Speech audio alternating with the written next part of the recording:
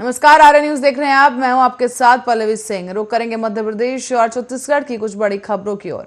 शुरुआत करेंगे मध्य प्रदेश से, जहां मुख्यमंत्री शिवराज सिंह चौहान ने 12 मार्च को श्योपुर जिले की कराहल तहसील में पीएम आवास योजना के तहत सहरिया स्पेशल प्रोजेक्ट का शुभारंभ किया है।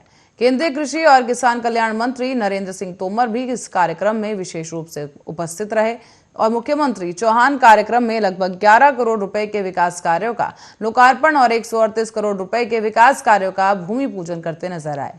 बता दें कि सहरिया स्पेशल प्रोजेक्ट में 19,166 हितग्राहियों को 260 करोड़ रुपए का लाभ दिया जाएगा। श्योपुर जिले में प्रधानमंत्री ग्रामीण आवास योजना में सामाजिक आर्थिक जाति जनगणना सर्वे 2011 की सूची में दर्ज कुल पात्र हितग्राहियों में से अभी तक 22,333 हितग्राहियों को आवास मंजूरी दे दी गई है। इन हितग्राहियों में 7,956 सहरिया जनजाति के परिवार हैं और सर्वे में छूटे हुए 19,166 सहरिया जनजाति के परिवारों को सूचीबद्ध कर उन्हें आवास प्लस ऐप पर दर्ज करने के बाद योजना का लाभ दिया जा रहा है। इसमें से विजयपुर तहसील के 4,223, कराहल तहसील के 11,380 और श्योपुर तहसील के 3,563 हितग्राही शामिल हैं। इस प्रोजेक्ट से सहरिया जनजाति के परिवारों के रोजमर्रा की जिंदगी में सुधार होगा और इसी के साथ ही स्थायी निवासी बन जाने से पलायन की समस्या भी समाप्त होगी।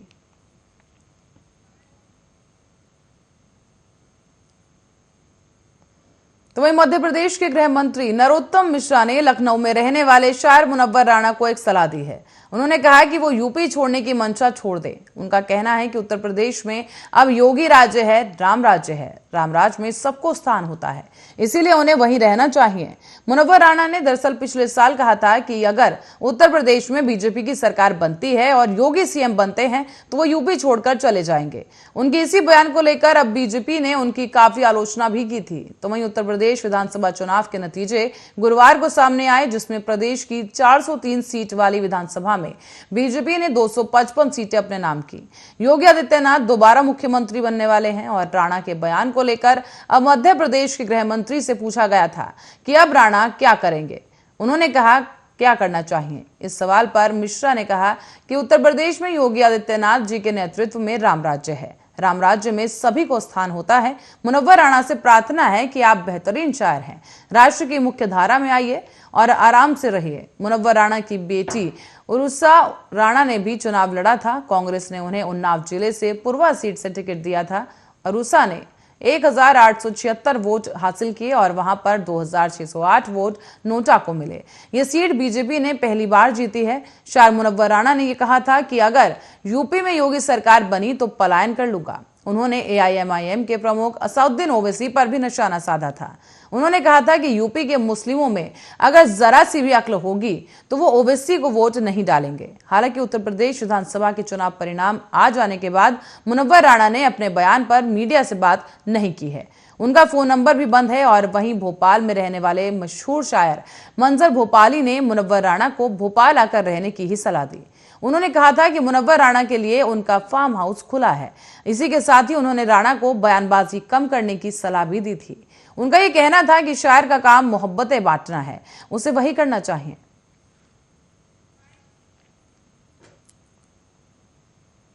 और अब नाम बदलने के लिए मशहूर उत्तर प्रदेश की राजनीतिक कवायदें मध्य प्रदेश में भी नजर आने लगी हैं। मध्य प्रदेश में एक बार फिर से गांव और कस्बों के नाम बदलने को लेकर सदन में राजनीति गर्मा गई है। अवसर था कि विधानसभा सत्र था और इसमें मध्य प्रदेश विधानसभा के बजट सत्र के 5वें दिन जमकर हंगामा हुआ। मध्य प्रदेश में किसी शायर या कस्बे का नाम बदलने को लेकर यह मुद्दा पहली बार सदन पहुंचा था। भाजपा विधायक अनिरुद्ध मारू ने मंदसौर क्षेत्र के 3 गांव के नाम बदलने के लिए विधानसभा में अशासकीय प्रस्ताव पेश किया, जिसके चलते विपक्ष ने सदन में जमकर हंगामा काटा। नीमच की मनासा सीट से विधायक मारू ने मंदसौर के 3 गांव कायमपुर, रहीमगढ़ और ईशाकपुर का नाम बदलने के लिए एक व्यक्तिगत प्राइवेट प्रस्ताव सदन में पेश किया। प्रस्ताव में उन्होंने मांग की कि जनता की मांग पर रहीमगढ़ को बजरंगगढ़, ईसाकपुर को ईश्वरपुर बालाजी और कायमपुर को कैलाशपुर घोषित किया जाए। इस बात का विरोध करते हुए पूर्व मंत्री और कांग्रेस के नेता गोविंद सिंह ने आपत्ति जताई और कहा कि भाजपा मध्य प्रदेश के अंदर एक गलत परंपरा को प्रारंभ कर रही है, जिसका नुकसान पूरे प्रदेश को उठाना पड़ेगा और कहीं ना कहीं ये सब गतिविधियां माहौल खराब करने से जुड़ी हैं। इसी विषय पर मध्य प्रदेश शिव सरकार की अगर बात की जाए तो शिवराज सरकार के मंत्री हरदीप डंग ने कहा है कि किसी भी शहर या कस्बे का नाम जनता की मांग के आधार पर बदला जा रहा है और अगर जनता कोई मांग करती है तो उस पर कोई ऐतराज नहीं होना चाहिए। हालांकि कांग्रेस को तो हर बात में केवल आपत्ति ही नजर आती है, क्योंकि कांग्रेस को केवल राजनीति करनी है। मध्य प्रदेश के कई नेता अब उत्तर प्रदेश की राजनीति के समान अपना ही राजनीतिक करियर को एक नई दिशा देने के लिए जनता से जुड़े और अलग अलग किस्म के मुद्दों को लेकर सामने लेकर आए, कुछ नया संदेश देने की कोशिश की जा रही है।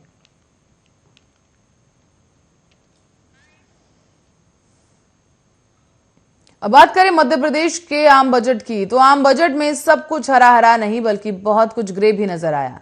आज हम आपके सामने इस ग्रे पार्ट का खुलासा करने जा रहे हैं। दरअसल बजट में कुछ योजनाएं ऐसी होती हैं जो जिंदा तो रहती हैं लेकिन उसमें काम नहीं होता।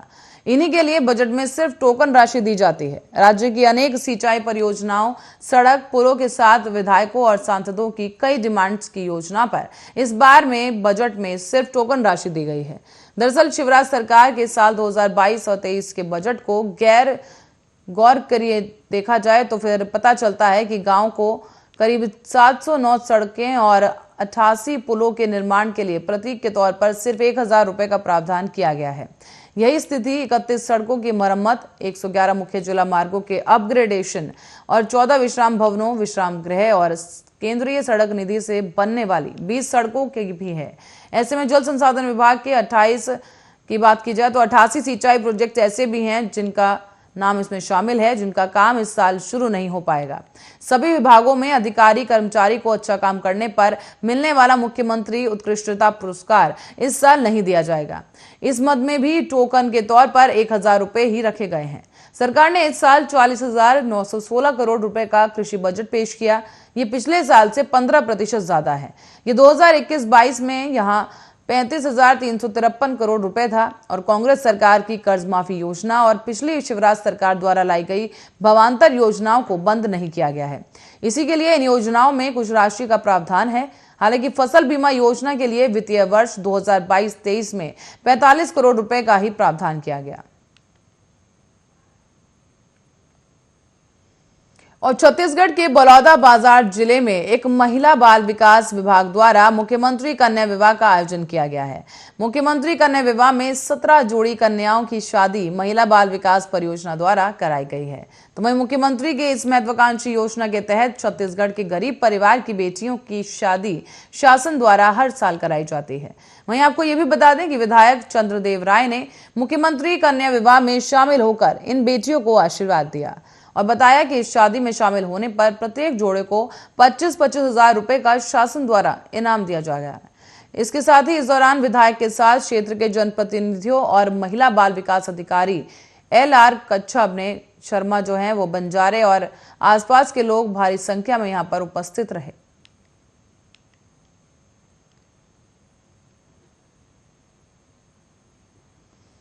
चोरी के तो आपने कई केसेस सुने होंगे लेकिन देखे भी होंगे। साथ ही छत्तीसगढ़ के बलरामपुर और रामानुजगंज में एक अजीब ही चोरी का कारनामा सामने आया।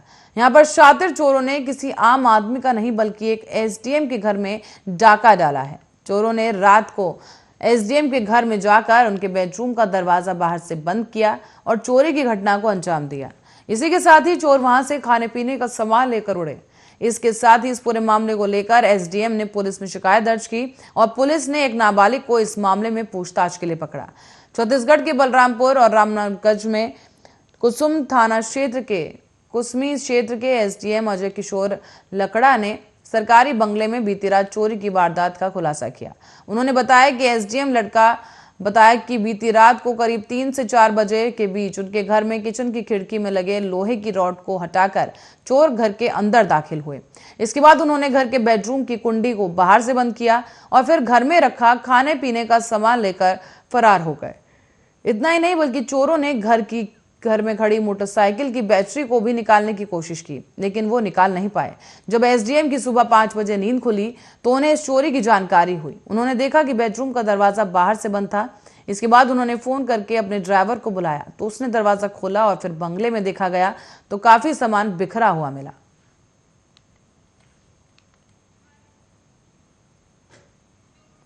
तीस फीट गहरे पत्थर खदान में गिरने से एक मजदूर की मौत हो गई है। ये मामला आपको बताते चलें कि मजदूर आज सुबह ही साइकिल पर काम करने के लिए जा रहा था, जहां खदान में गिर गया और मौके पर मौजूद गांव के लोगों ने इस मजदूर को सामुदायिक स्वास्थ्य केंद्र बिलाईगढ़ में भर्ती कराया है। तो वहीं आपको ये भी बता दें कि मजदूर फिर इलाज के दौरान उसकी मौत हो गई। पूरा मामला छत्तीसगढ़ के खपरडी पत्थर खदान का है।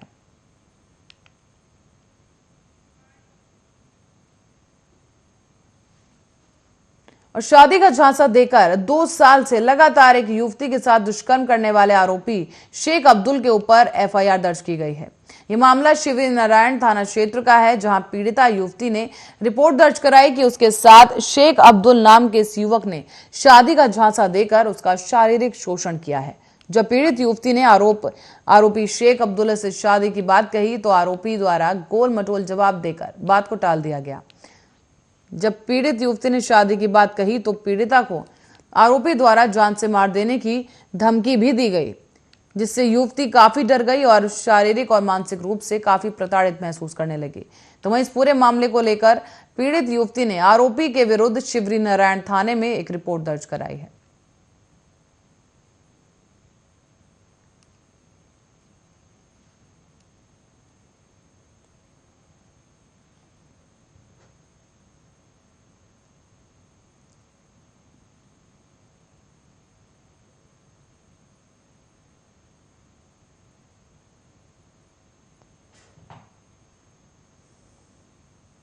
और यूपी में प्रचंड जीत के साथ एक बार फिर से बीजेपी सरकार बनाने में कामयाब रही। तो वहीं लोगों ने मोदी योगी की जोड़ी को फिर से प्रदेश की सत्ता सौंप दी है। विपक्ष की लाख कोशिशों के बावजूद लोगों ने बीजेपी को ही चुना और एक बार फिर से यूपी समेत 4 राज्यों में कमल खिलवाया। तो आइए आपको दिखाते हैं प्रधानमंत्री नरेंद्र मोदी की बातों का लोगों पर कितना असर हुआ है।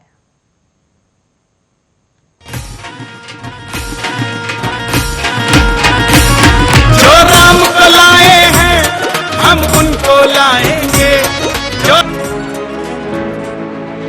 जो कहा था वो करके दिखाया है। एक बार फिर से यूपी के लोगों ने भगवा लहराया है। उत्तर प्रदेश विधानसभा चुनाव के नतीजे आने के बाद बीजेपी कार्यकर्ताओं में खुशी की लहर है। होली से पहले ही प्रदेश में होली मनाई जा रही है। प्रधानमंत्री ने अपनी चुनावी रैलियों में जैसा कहा था, यूपी के लोगों और बीजेपी के कार्यकर्ताओं ने करके दिखाया है। होली से पहले 10 मार्च को बीजेपी ने होली के रंग से पूरे प्रदेश में रंग भर दिया है।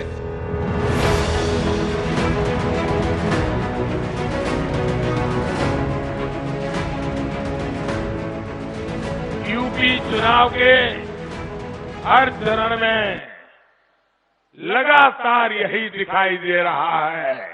जो खबरें आ रही है घोर परिवारवादियों का, यूपी की जनता ने पत्ता साफ कर दिया है। 10 मार्च के बाद यूपी के विकास का ये अभियान और तेज किया जाएगा। भाई और बहनों, इस बार की होली 10 मार्च से ही शुरू हो जाएगी।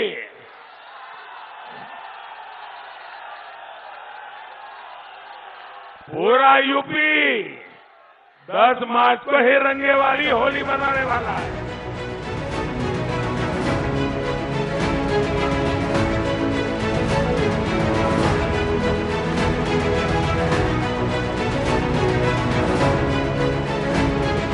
प्रदेश में प्रचंड बहुमत के साथ बीजेपी की जीत के बाद प्रधानमंत्री नरेंद्र मोदी ने प्रदेश के लोगों और बीजेपी के कार्यकर्ताओं का बड़े उत्साह से संबोधन करा और सबका धन्यवाद करा। उन्होंने कहा, जैसा कहा था वैसा करके भी दिखाया है।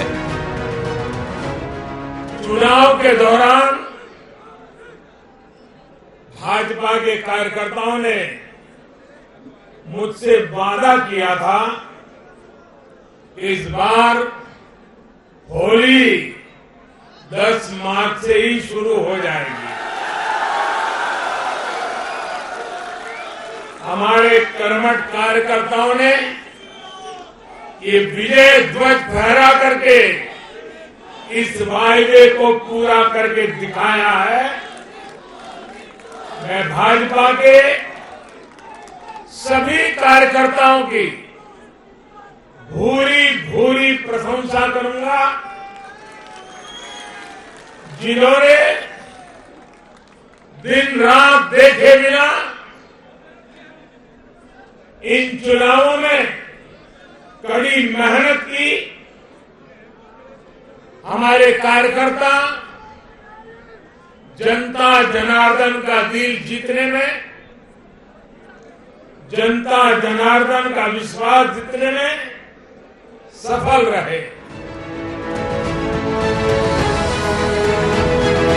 जहां एक तरफ इस बार विपक्ष बहुत मजबूती से चुनाव लड़ रहा था, तो वहीं सबको लग भी रहा था कि इस बार यूपी के चुनाव में अच्छी टक्कर होगी, पर मोदी और योगी के आगे किसी की एक ना चली।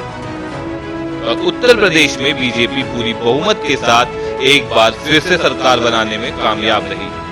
जैसा मोदी जी ने कहा था, UP plus Yogi is equal to उपयोगी, तो लोगों ने धनाधन वोट देकर प्रधानमंत्री की बात को सही साबित कर दिखाया।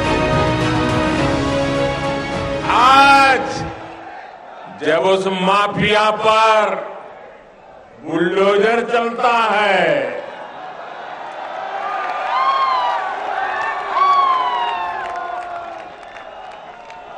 बुलडोजर तो गैर कानूनी इमारत पर चलता है, लेकिन दर्द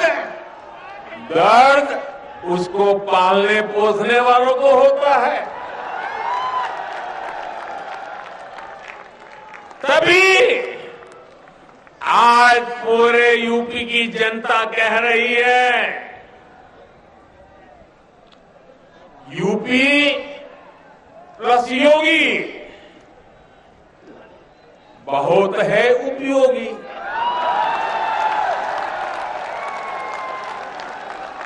यूपी प्लस योगी बहुत है,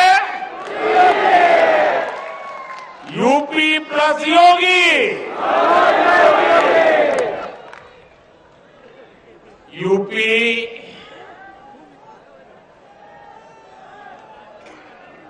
UPYOGI।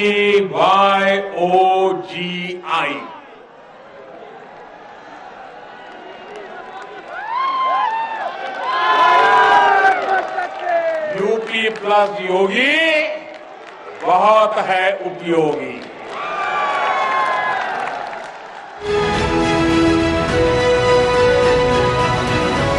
इससे ये तो साफ जाहिर है कि मोदी और योगी की जोड़ी 1 और 1 11 की जोड़ी है।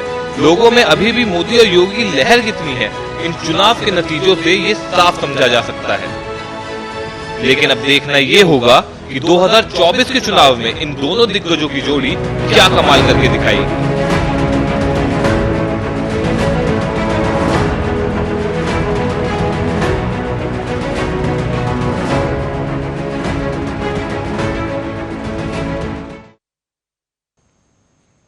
और मिशन 2022 के सत्ता संग्राम में उत्तर प्रदेश के मुख्यमंत्री योगी आदित्यनाथ के बुलडोजर की सियासी मैदान में खूब चर्चा रही। विपक्ष ने सीएम योगी के कई नाम भी दिए और बुलडोजर बाबा उनमें से एक नाम, पर इस चुनाव ने साबित कर दिया है कि बाबा के बुलडोजर के सामने विपक्ष टिक नहीं सका। शायद ही किसी ने अनुमान लगाया होगा कि उत्तर प्रदेश चुनाव में बुलडोजर इतना अहम किरदार बन जाएगा, पर गौरतलब है कि जैसे जैसे चुनावी रंग चढ़ता गया, बुलडोजर भी अपना जलवा बिखेरने लगा। आखिर क्या है बुलडोजर का चुनावी कनेक्शन, देखिए इस रिपोर्ट में।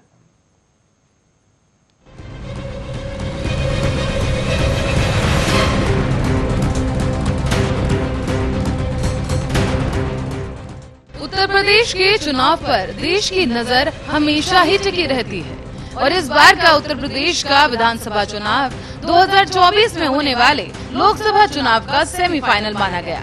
यही कारण है कि सभी पार्टियां इस चुनाव में एड़ी चोटी का जोर लगाती नजर आई, पर आखिरकार न जातिवाद काम आया, न नेताओं का सर्दी गर्मी वाला बयान, न गठबंधन का इंद्रधनुष चला, न ही चला जातिवाद, चला तो बस योगी आदित्यनाथ का बुलडोजर। दिलचस्प बात यह है कि योगी को बुलडोजर बाबा का उपनाम समाजवादी पार्टी के मुखिया अखिलेश यादव ने ही दिया था। दरअसल गोरखपुर में गोरखनाथ मंदिर के प्रमुख के रूप में आदित्यनाथ को पहले से ही बाबा कहा जाता है। तो वहीं अखिलेश ने जैसे ही योगी आदित्यनाथ को बुलडोजर बाबा कहकर पुकारा, मुख्यमंत्री कह रहे थे,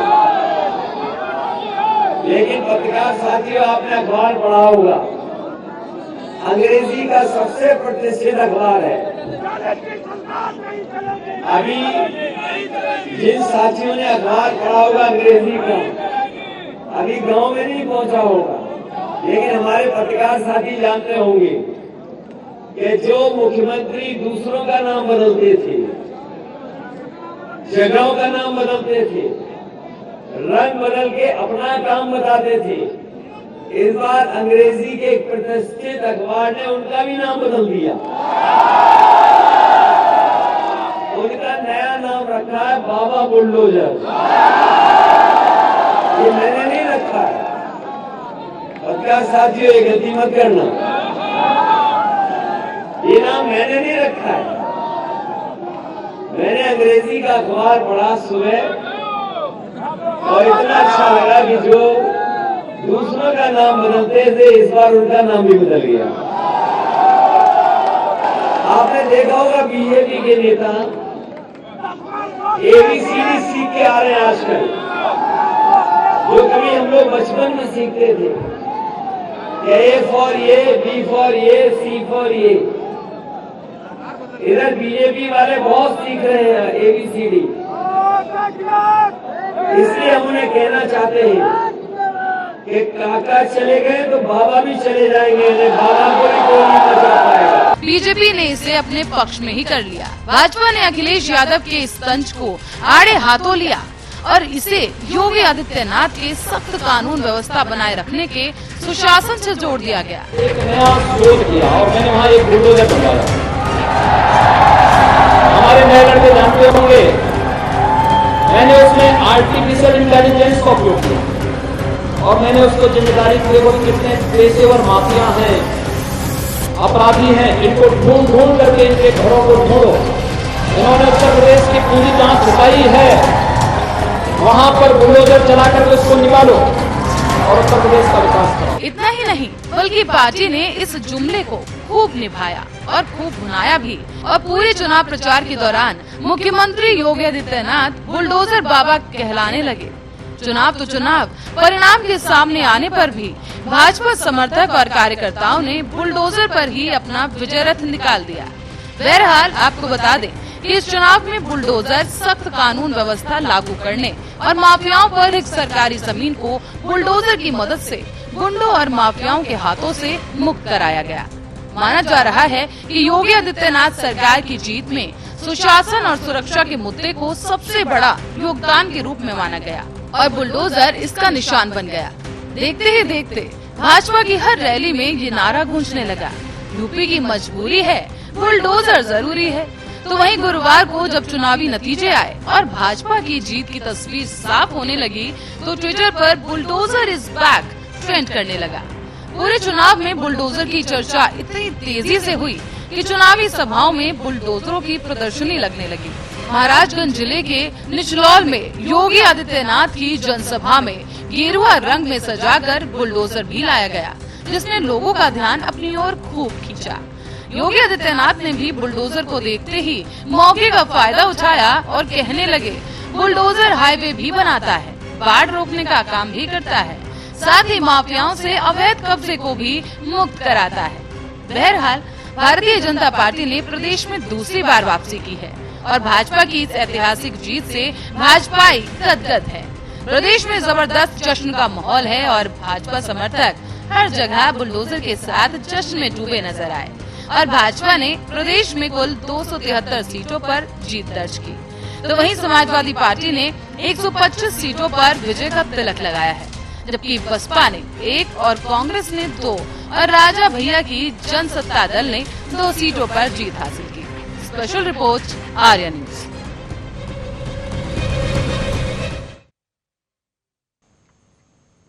और इसी रिपोर्ट के साथ ही बुलेटिन में फिलहाल के लिए इतना ही। देश और दुनिया की तमाम खबरों के लिए देखते रहिए आर्या न्यूज।